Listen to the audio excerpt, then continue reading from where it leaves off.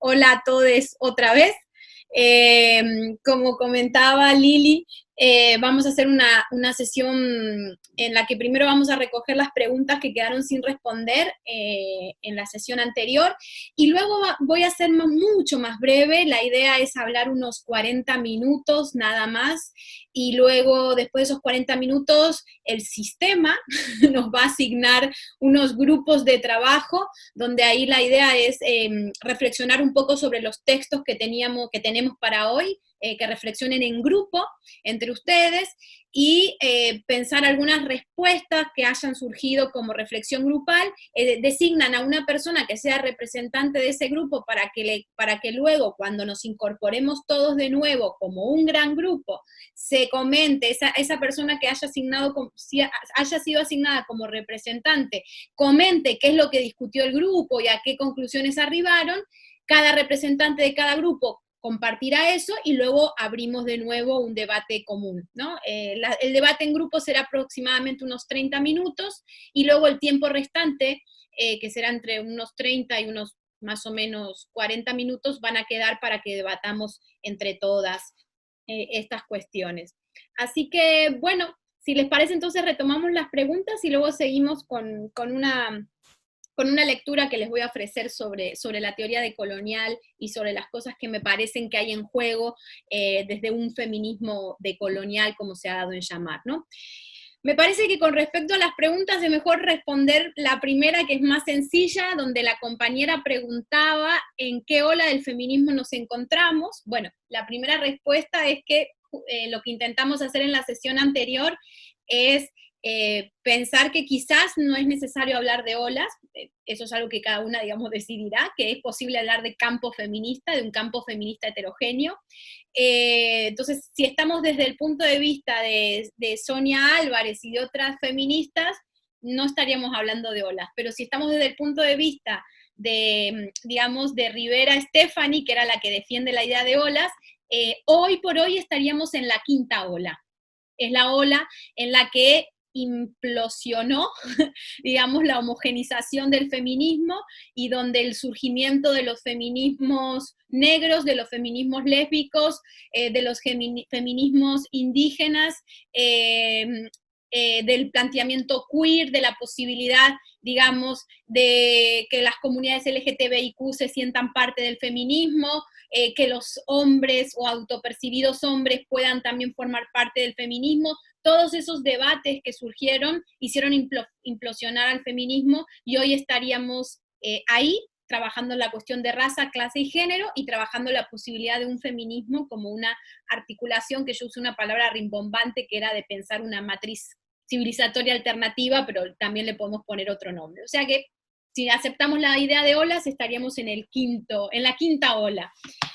Y con respecto a la otra cuestión, me parece muy interesante lo que Gisela, la primera, lo que Sonia, lo que Amalia Sonia decía, porque claro, es decir, me parece que vos apuntás, si te entendí bien, a una cuestión básica, y es qué pasa en el orden del deseo, qué pasa en la construcción de un deseo colectivo feminista, en donde ahora mismo, ¿no? Si hacemos alusión al meme que leímos esta mañana, ahora mismo, para las que se van incorporando, estoy respondiendo unas preguntas que quedaron inconclusas, y luego seguimos con la sesión.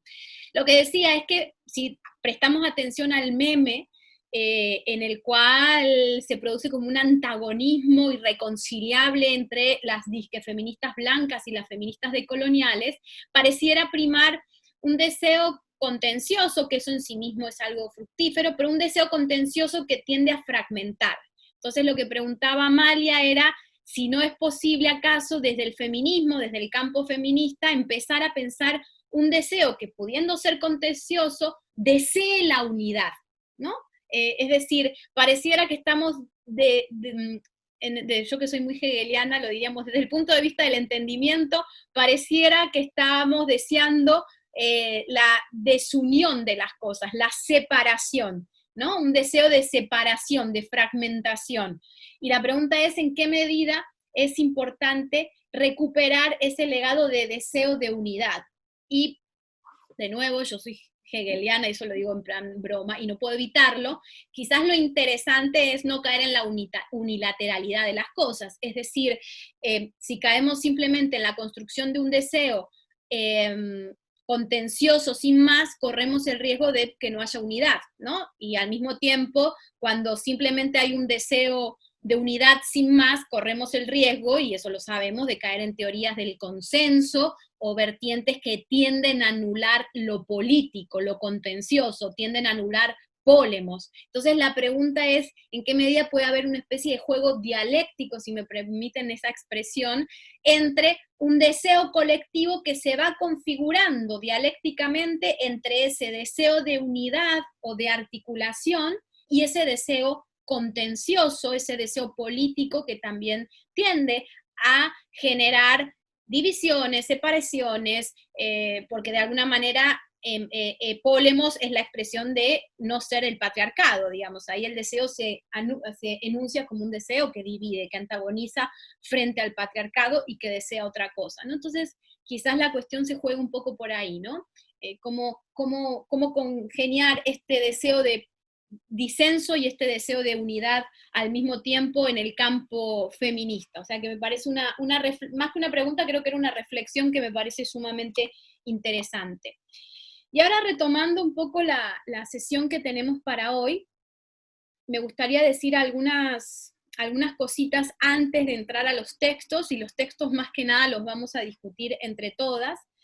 En la mañana comentábamos algo relacionado con el multiculturalismo, ¿no? Es decir, la teoría multicultural no solamente es una teoría el multiculturalismo, sino que lo podemos asumir como un punto de vista, un lugar de enunciación, una manera de ver, una disposición ante el mundo, incluso si me apuran para las compañeras filósofas, una ontología. El multiculturalismo es una ontología, ¿no?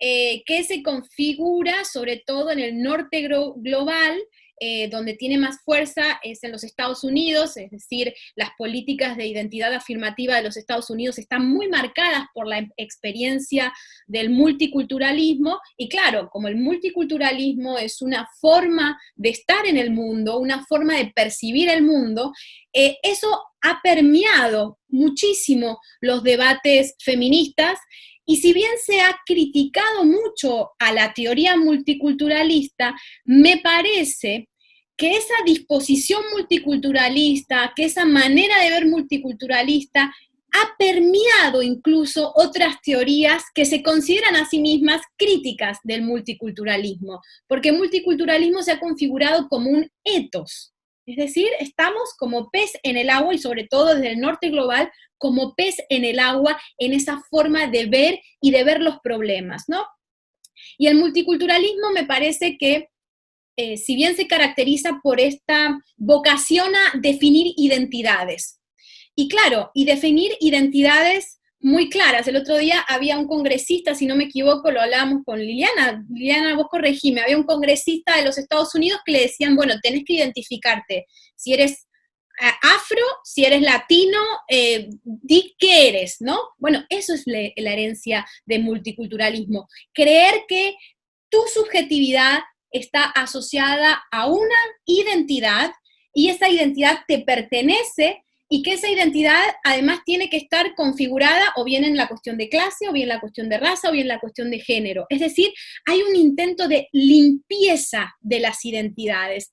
Es decir, ok, te reconozco como latina, te reconozco como chicana, te reconozco como afro, pero tiene que estar perfectamente delimitado cuál va a ser tu identidad, quién eres tú, ¿no? Hay una especie de obsesión por compartimentar, especificar, cerrar, determinar quién eres tú, ¿no? ¿Cuál es tu identidad? Y claro, el inconveniente de eso es que para las luchas de los de abajo, para las luchas emancipatorias, tiende a generar segmentaciones, porque tu sentido de pertenencia queda circunscripto a una identidad determinada, y eso es muy problemático. Si nosotros prestamos atención en América Latina se ha intentado de alguna forma introyectar la teoría multicultural de las identidades, pero siempre ha fracasado, no porque no tengamos problemas de raza y clase y género, eso es un problema histórico que atraviesa el continente americano, sino porque lo que ha caracterizado a los lugares de enunciación de la praxis latinoamericana y de la teoría latinoamericana es entender que somos sujetos fracturados, sujetos que estamos contaminados de muchas cosas al mismo tiempo. Es decir, que podemos ser, incluso en Colombia puede ser indígena, puede ser negra, puede ser subalterna al mismo tiempo. Es decir, el sujeto en algunas vertientes se llama el sujeto popular, en otras vertientes se llama el sujeto plebeyo, pero ese sujeto es un sujeto, si recogemos a Zabaleta Mercado, abigarrado. Es decir, cuesta mucho en América Latina identificar, separar, hacer una purificación de cuál es tu identidad. Porque nuestras subjetividades son subjetividades que, bueno, se ha utilizado un término que se lo ha criticado mucho, que es el término mestizaje, porque el término mestizaje suponía que había una armonía al interior de la subjetividad y que por lo tanto el mestizaje podía configurar la identidad de las naciones latinoamericanas, y se le ha hecho muchísimas críticas muy lúcidas a esa forma armoniosa de pensar el mestizaje. Pero el problema es que por justamente criticar esa idea armoniosa, lo cual es cierto, hemos perdido de vista que el mestizaje también hablaba de una contaminación en el sentido bueno de la palabra, es decir, de hablar de sujetos que no pueden terminar de definirse qué son, ¿no? Que son sujetos que se están haciendo, sujetos en el campo de la opresión que son muchas cosas al mismo tiempo y que desde un punto de vista pueden estar en un lugar, pero desde otro punto de vista pueden estar en otro lugar. Es decir, en América Latina es imposible, volviendo a la idea de heterogeneidad, definir un linaje, una raza, un origen. Es decir, pareciera que la política multiculturalista tiende a buscar cuál es tu origen, cuál es tu raza, cuál es tu lugar original de pertenencia, ¿no? Es como un movimiento hacia atrás. En cambio, aunque sea una autopercepción, pero es como una idea de origen.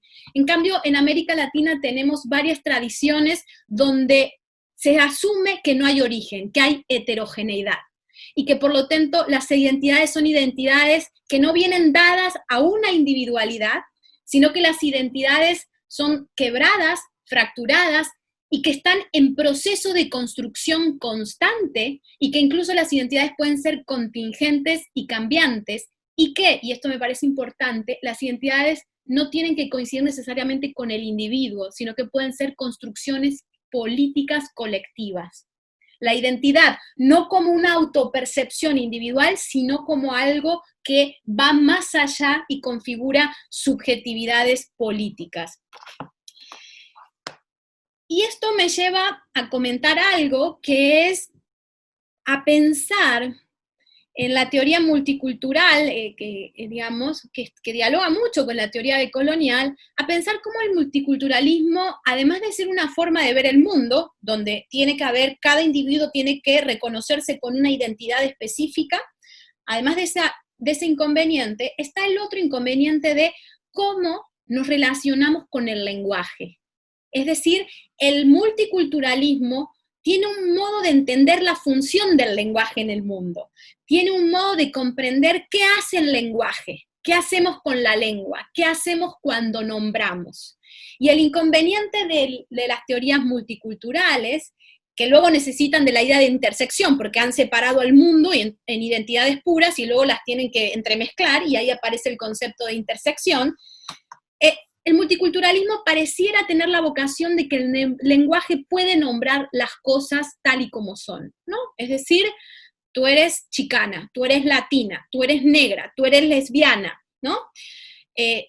Asigna un rol determinado. Y está la idea de que el lenguaje va a nombrar tu ser. y que está la posibilidad de que a través del lenguaje lleguemos a una completitud del ser del individuo, del ser de un colectivo, pero que el lenguaje es capaz de nombrar la realidad. Entonces, cuando a ti te asignan un nombre, luego viene el problema de, pero han quedado otros excluidos. Entonces siempre es cuál va a ser el nombre que finalmente nos nombre tal y como debería ser. Y claro, eso es una concepción de lo que hace la lengua, es una manera de entender la función del lenguaje. Y a mí me parece que creer que el lenguaje puede completar, es decir, que el nombre tiene esa función, de que el nombre puede nombrarme tal y como soy en mi ser, es problemático. Por eso creo que es interesante, y eso se encuentran en varios legados latinoamericanos de pensamiento, y no solo latinoamericanos, pensar al lenguaje como una falla. Es decir, pensar que el lenguaje siempre falla en el acto de nombrar. Y claro, eso implica una actitud distinta. Es decir, que el lenguaje nunca puede satisfacer mi deseo de cómo quiero ser nombrada. Que el lenguaje, al ser una falla, el lenguaje es algo que nunca termina de clausurarse, que lo que nombra nunca se clausura, y que el lenguaje como falla no puede crear una identidad plena de mí, sino que el lenguaje, al ser una falla, el lenguaje siempre está dislocado. El lenguaje está indeterminado. El lenguaje cuando nombra lo que no puede en última instancia ser nombrado sin más. El lenguaje siempre disloca, ¿no? Y claro, ahí viene la pregunta del vínculo entre lenguaje y deseo.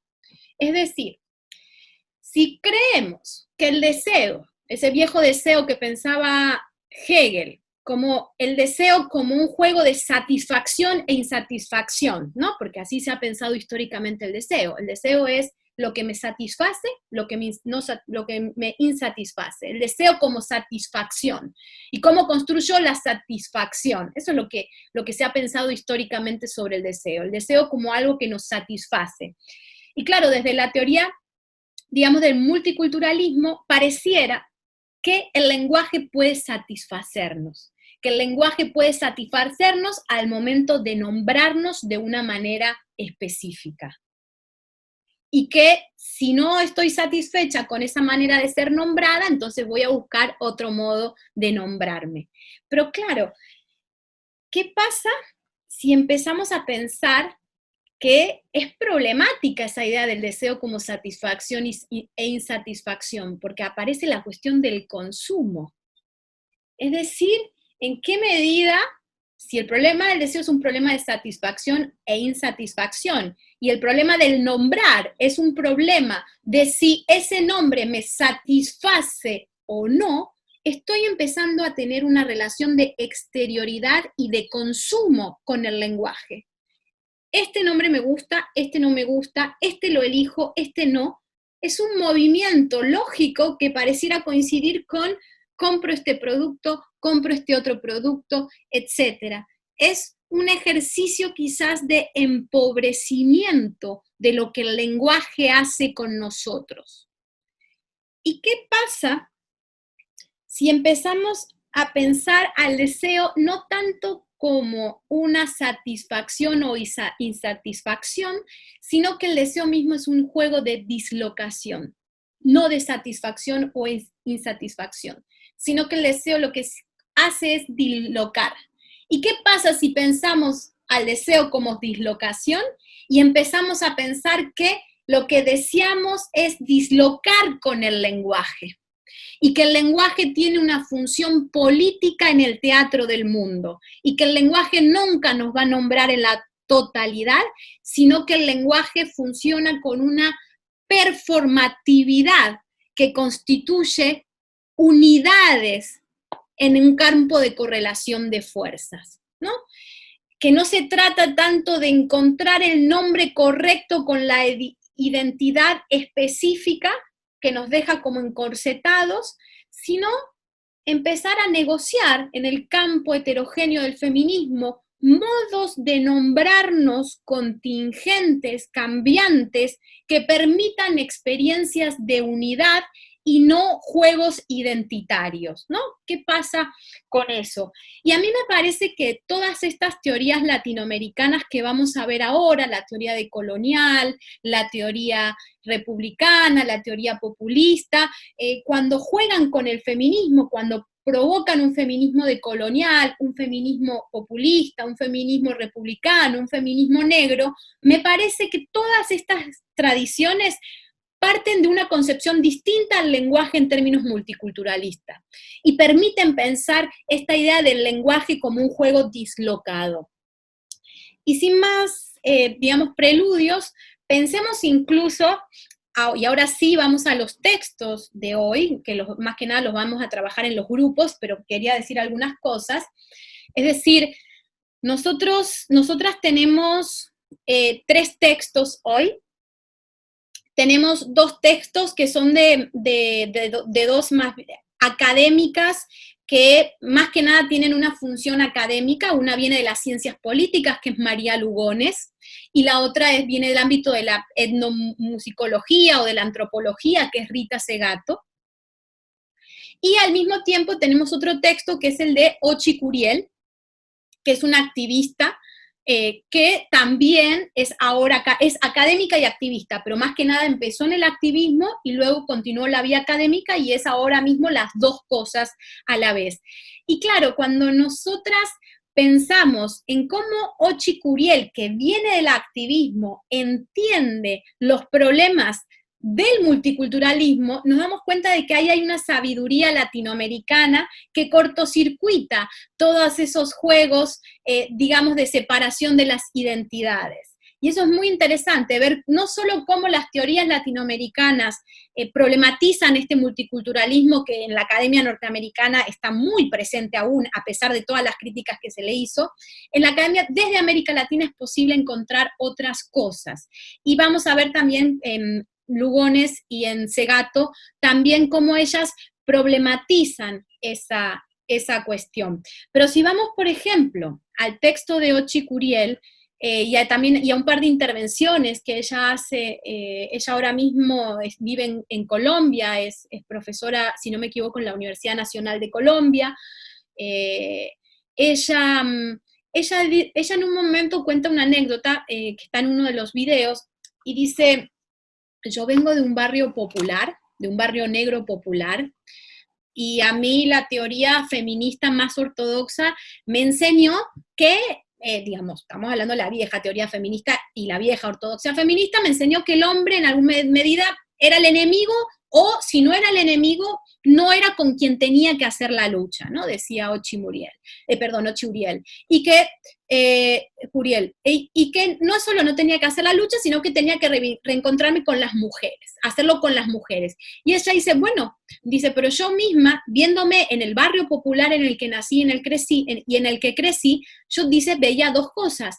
Veía que mi compañero negro, masculinizado, también estaba sufriendo una forma de opresión, y que yo como mujer deseaba que también poner fin a la forma de opresión del hombre, y que además las mujeres que me exigían que no me solidarizase con estas masculinidades para llevar a cabo la emancipación, al mismo tiempo eran muchas mujeres que nos contrataban a nosotras como empleadas domésticas por ser migrantes en Colombia.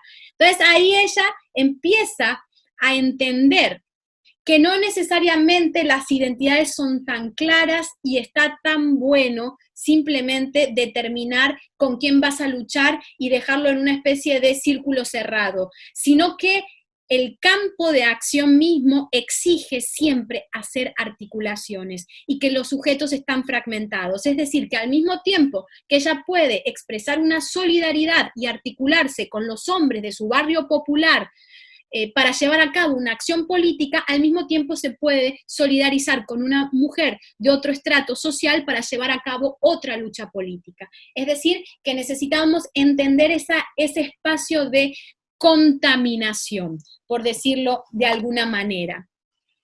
Pero hagamos antes de seguir un poco con estas autoras, me gustaría que reflexionemos un poco, y eso lo vamos a hacer con todas las teorías, los lugares de enunciación, de dónde surgen las teorías, porque también las teorías del lugar donde surjan son indicativas también de qué es lo que quieren resolver y hacia dónde apuntan, ¿no? Voy a hacer una reflexión muy esquemática, y porque no tenemos tiempo, pero sí estos 3 o 4 datos son importantes tenerlos, es decir, no hay que olvidar que en los años 80, en la Academia Norteamericana, en la Academia Norteamericana empiezan los estudios, digamos, postcoloniales indios, y los estudios postcoloniales indios, sobre todo, tienen mucha fuerza los estudios historiográficos, tratan de mostrar de cómo, digamos, todavía sigue habiendo en la India una estructura colonial que gobierna las narrativas, el orden simbólico y la manera de entender la configuración de la India, y que por lo tanto era necesario una epistemología descolonizadora, y son los académicos indios en los Estados Unidos los que empiezan con estos estudios postcoloniales en los años finales de los 70, los 80, y que luego son los académicos latinoamericanos en los Estados Unidos que consideran oportuno lo que están haciendo los estudiantes, los intelectuales o los académicos indios, y desde estos intelectuales o estos académicos latinoamericanos en los Estados Unidos empiezan a pensar en la importancia de estos estudios postcoloniales, ¿no? Y bueno, estos estudios postcoloniales se producen un montón de debates, sobre todo, digamos, en varios campos de estudios que no tengo tiempo de nombrarlos ahora, pero uno de los debates tiene que ver con la epistemología, es decir, y cuando hablamos de epistemología, también tiene que ver con cuáles teorías vamos a dialogar, cuáles van a ser las palabras, el lenguaje con el cual vamos a pensar el problema de la postcolonialidad, y desde qué lugar lo vamos a situar. Y es ahí, entre esa academia de latinoamericanos en Estados Unidos, en la que luego empiezan a aparecer ya latinoamericanos de otros países del sur global, de ahí, de esas discusiones, emerge la teoría decolonial.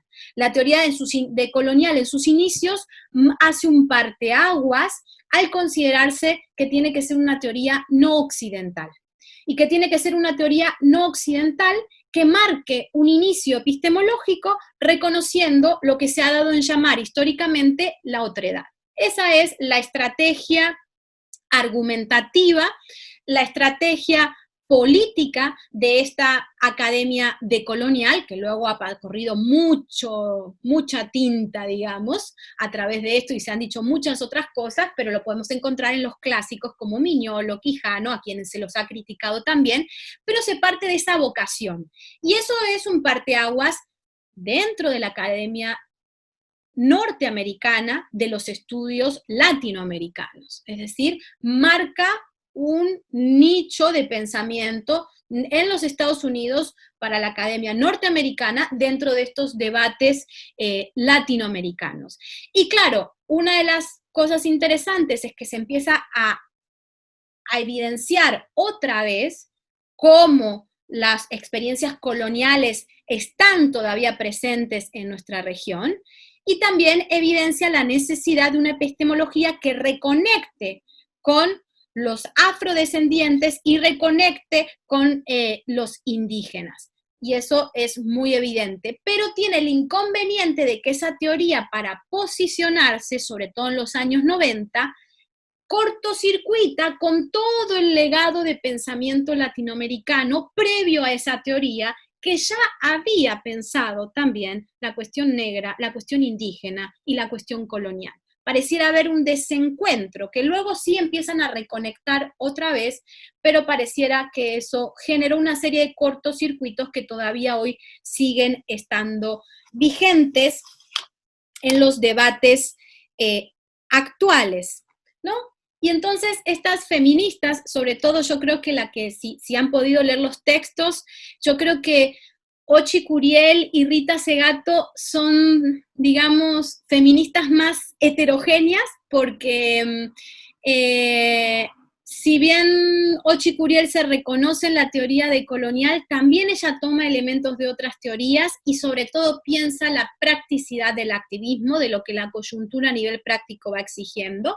Y Rita Segato es una feminista más heterodoxa porque toma elementos de la teoría decolonial, pero también toma elementos de otros legados del pensamiento latinoamericano, incluso sus posiciones sobre el papel del Estado, a veces es rechazar el lugar del Estado como hace la teoría decolonial, pero en otros casos considera que sí es posible un Estado feminista. La relación occidente-no occidente es más compleja que la que puede ser en el caso de María Lugones, donde María Lugones claramente está marcando una dicotomía, porque una de las cosas problemáticas de la teoría decolonial es que tiende a marcar dicotomías muy taxativas, digamos, entre occidental, no occidental, jerárquico, no jerárquico, ¿no?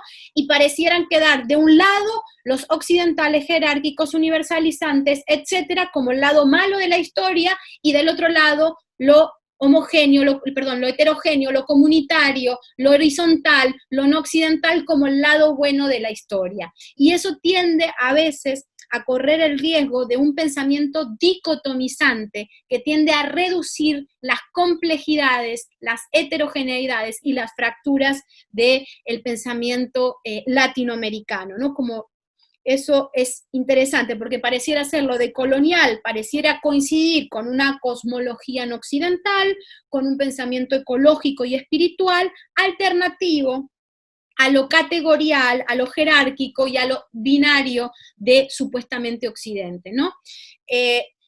Quizás el punto de vista de Lugones es un poco más, curiosamente, critica la idea de totalidad, pero parece ser un punto de vista más totalizante. Digo que parece ser un punto de vista más totalizante porque parece que no hay matices, ¿no? Es decir, o es occidental o es no occidental, o es universal y al ser universal es avasallante y dominante, o es, digamos, horizontal y por lo tanto es heterogéneo y es emancipador. Tiende a ser como estructuras muy fijas el punto de vista desde el cual María Lugones piensa el feminismo decolonial. A diferencia de Rita Segato, que viene de un legado más autonomista, y cuando digo autonomista me refiero no al autonomismo que hablábamos esta mañana, sino a una forma de pensamiento del autonomismo como un pensamiento más comunitarista, que no necesariamente va a coincidir sin más con la teoría decolonial, ¿no? Pero ahondemos un poquito, voy a decir dos cosas más y con esto ya concluyo, ¿no? Claro, María Lugones ahí nos va a decir que la modernidad es un punto de vista de la totalidad que ha organizado el mundo ontológicamente y que lo ha homogeneizado, y que lo que se trata es de entender cómo el feminismo de las primeras olas ha sido un feminismo occidental, universal en esa vocación de feminismo blanco, y ha creado una serie de dicotomías que hay que empezar a problematizar, ¿no? Me parece que eso es importante y que la colonialidad del género es un aspecto o un aporte que estaría dando el feminismo decolonial al feminismo en general, es decir, pensar la cuestión de la colonialidad del género, que al interior de lo que se ha dado a llamar el género hay todo un problema relacionado con la diferencia colonial, es decir, la situación de la colonialidad ha marcado una diferencia que implica una distinción entre las feministas que hablan del primer mundo o las feministas que han formado parte de los países colonizadores frente a las feministas que han formado parte de los países colonizados, ¿no? Y que incluso la expresión misma de género es una expresión que para María Lugones viene de esta academia del norte global, eurocéntrica, que ha configurado y ha pensado el mundo en términos de género, ¿no? Y que incluso la teoría decolonial no tendría necesariamente por qué aceptar el concepto de género, porque se trataría de un concepto eurocéntrico, ¿no?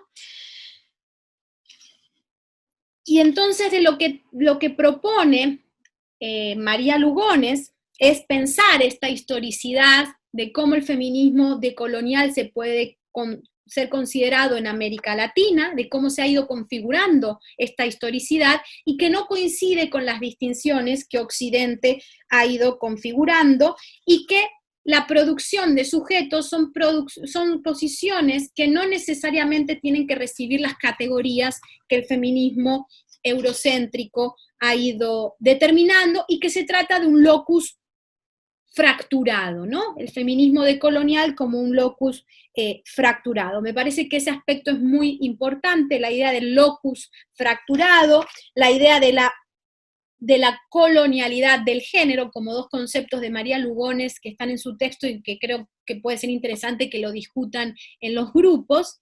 Y luego ya con el texto de Ochi Curiel, me parece que, digamos, en ese ejercicio de descolonizar el feminismo, Ochi Curiel marca ese vínculo entre saber y poder como un vínculo del que tenemos que ser muy conscientes, para entender cómo un determinado modo de saber ha ejercido una determinada forma de poder, pero bueno, en esto no es algo que lo diga Ochi Curiel ni la teoría decolonial, esto lo conocemos a partir de Foucault. Ochi hace unos aportes propios al ver en unos ámbitos muy específicos, pero la idea de saber poder es un vínculo que lo sabemos del legado Foucaultiano, que lo ha tomado la teoría decolonial y que lo sigue trabajando, pero que no es algo propio, digamos, de la teoría decolonial. Y que es importante que desde América Latina se repiense, dice Ochi Curiel, ese vínculo entre saber y poder como la posibilidad de la creación de un archivo de la acción que no tenga que pasar por la Revolución Francesa como su punto fundacional de la emancipación, ¿no? Eso me parece que es un aspecto interesante y que pueda propiciar otra operación epistemológica. Claro, y con esto voy a concluir para que ustedes puedan debatir en los grupos. Lo que no hay que olvidar también es que esta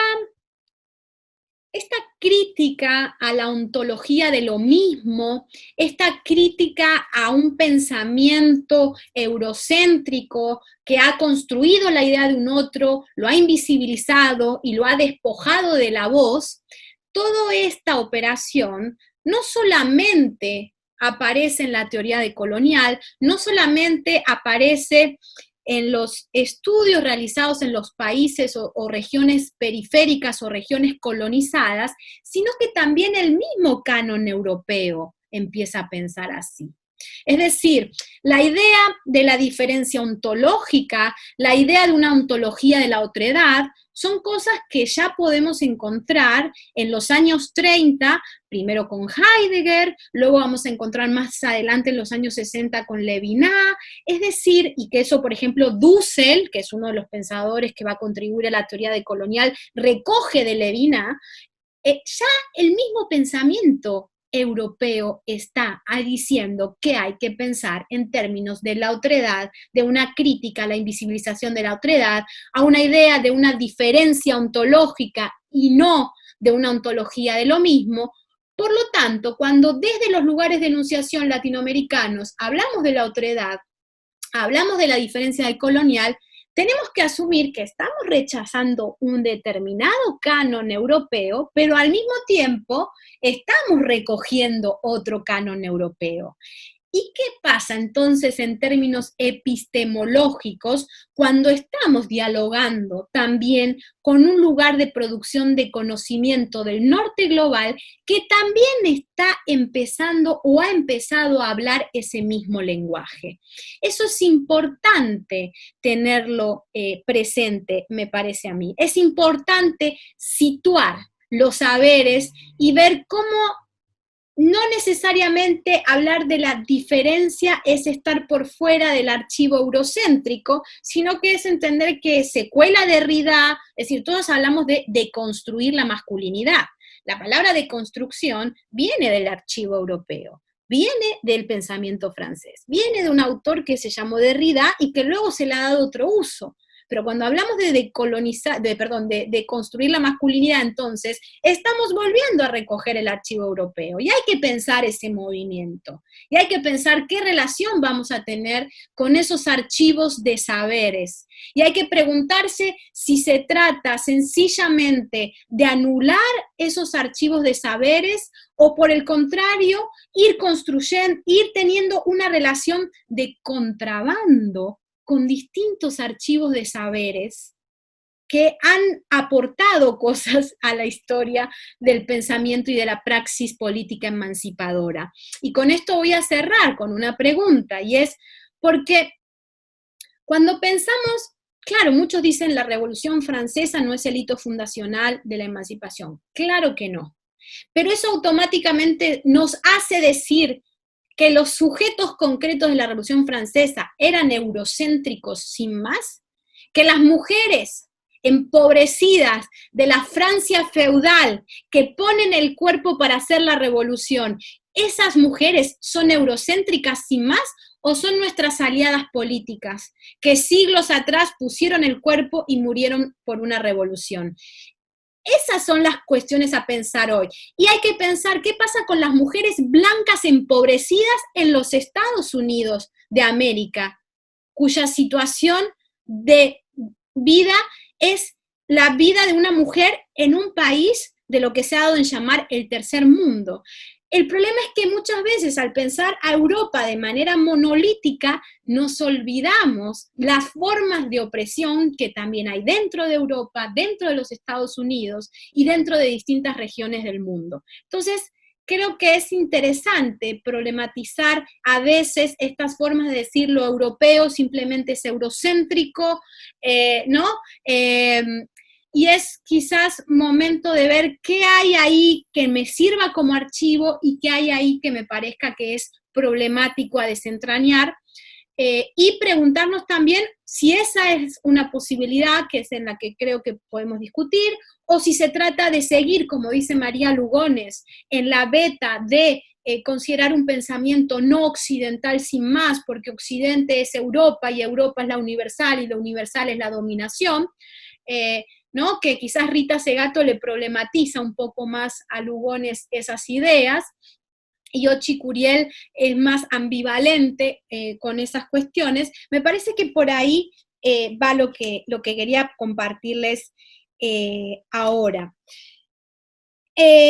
No quiero extenderme, tenía más cosas para decir sobre Rita Segato, pero no quiero extenderme mucho más porque no nos va a dar tiempo al debate. Más bien lo que podemos hacer, Liliana, si te parece, es armamos los grupos de debates, tenemos 3 textos, hacemos, ¿cuántos grupos nos da? Creo que da para 5 grupos. Para 5 grupos, pues asignamos un texto a cada grupo.